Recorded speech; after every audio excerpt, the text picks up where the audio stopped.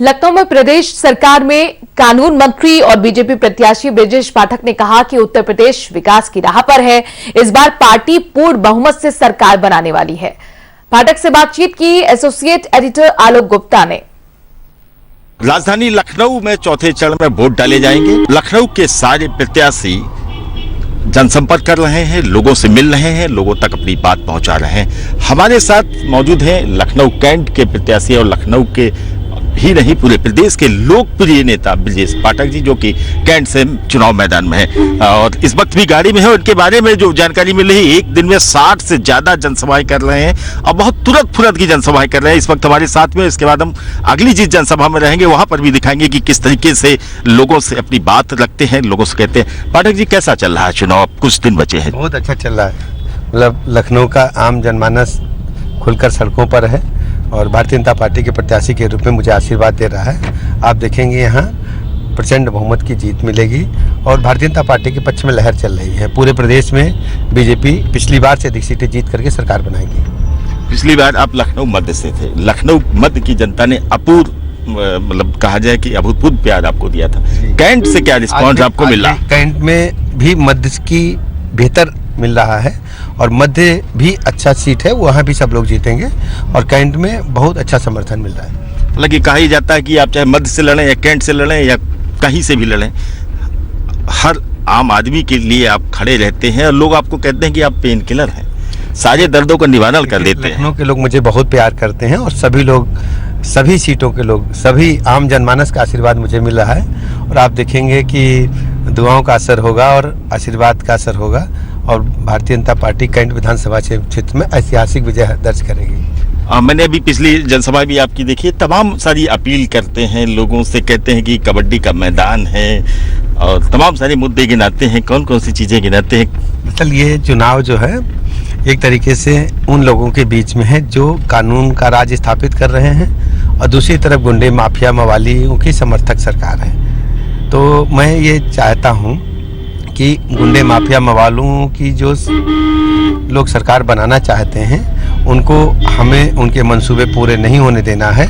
आम जनता से मैं कहता हूं कि कानून का राज स्थापित करने के लिए बीजेपी की सरकार बनाएं। बीजेपी की सरकार में गुंडे माफिया जेल में हैं या प्रदेश छोड़ गए हैं और यदि आपने चूक की तो वही गुंडे माफिया मवाली उत्तर प्रदेश के शासन पर कब्जा करके भोली भाली जनता को प्रताड़ित करेंगे, बहू बेटी की इज्जत आबरू खतरे में डालेंगे, प्लाट मकान दुकान कब्जा करेंगे और सड़कों पर खुलेआम बंदूकें लहराएंगी। कृपया आप होशियार रहें और उत्तर प्रदेश बिल्कुल चेतावनी और होशियार हैं उनको।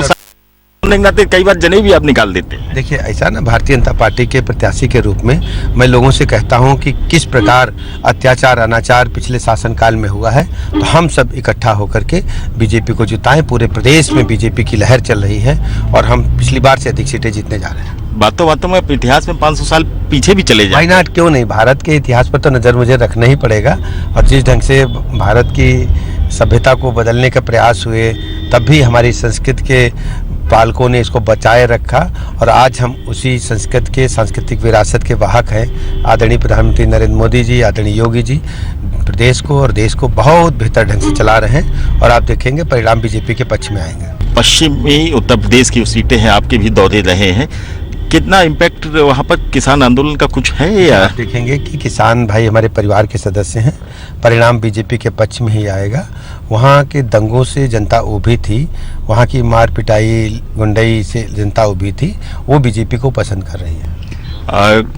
बीजेपी का भी घोषणा पत्र सामने आ चुका है, समाजवादी पार्टी का भी आ गया है, कांग्रेस का भी घोषणा पत्र सामने आ गया है। कमोबेश तीनों में ही काफी हद तक समानता है, कुछ एक बिंदुओं को छोड़ दें। भारतीय जनता पार्टी प्रारंभ से ही जन कल्याण के लिए प्रतिबद्ध है और सभी ऐसे मुद्दों को हमने टच किया है, छुआ है, उनको समाहित किया है जो सर्व समाज के कल्याण के लिए हैं।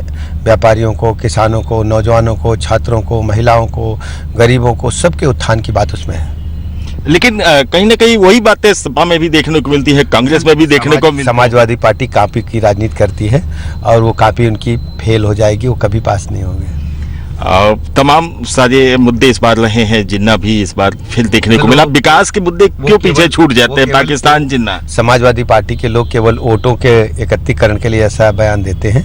मुझे लगता है कि उत्तर प्रदेश में जिन्ना के मानने वाले लोग जो होंगे उनको मुंह की खानी पड़ेगी। आपके क्षेत्र में नया क्षेत्र है कैंट, वहाँ पर क्या अवलोकन किया, क्या समस्या है और वहाँ पर कैसे आप डेवलप करेंगे? लखनऊ में हमारे लिए कोई भी क्षेत्र नया नहीं है। सभी कार्यकर्ता मिल करके आम जनमानस का आशीर्वाद लेकर के आगे चल रहे हैं और भारतीय जनता पार्टी की प्रचंड लहर चल रही है। कैंट के लोगों के लिए क्या भरोसा आप देना चाहते हैं, उनके लिए क्या अपील करते हैं? करते हैं? कहना चाहता हूं कि आपकी लड़ाई मैं लड़ूंगा, आपके मान सम्मान के लिए, आपके डेवलपमेंट के लिए अगुवाई करूंगा और कहीं कोई दिक्कत नहीं होने दूंगा। चुनाव जीतने के बाद सरकार बनती है तो आपकी प्राथमिकताएं क्या रहने वाली है कैंट को लेकर? हमारी प्राथमिकताएं केंद्र का चतुर्मुखी विकास होगा और सबसे बड़ी चुनौती लॉ एंड ऑर्डर को मेंटेन करेंगे हम। और कैंट में जो भी डेवलपमेंट के कार्य अधूरे हैं, हमारे पूर्व के विधायकों ने जो प्रारंभ किए थे उनको हम पूरा कराएंगे। अच्छा, ये चुनावी बात होगी। एक आजकल की जो व्यस्तताएं हैं, हालांकि पहले भी बहुत व्यस्त रहे हैं, दिन भर में कहा जा रहा है कि 60-65 जनसभाएं कर रहे हैं, कैसे कर ले रहे हैं? सुबह 9 बजे निकल के रात 2 बजे तक दौड़ते हैं और सभी के पास मुझे जाना है, तो मैं ऐसा सोचता हूँ कोई अनटचेबल नहीं रह जाए, मैं सबके पास जल्दी जल्दी पहुँच जाऊँ।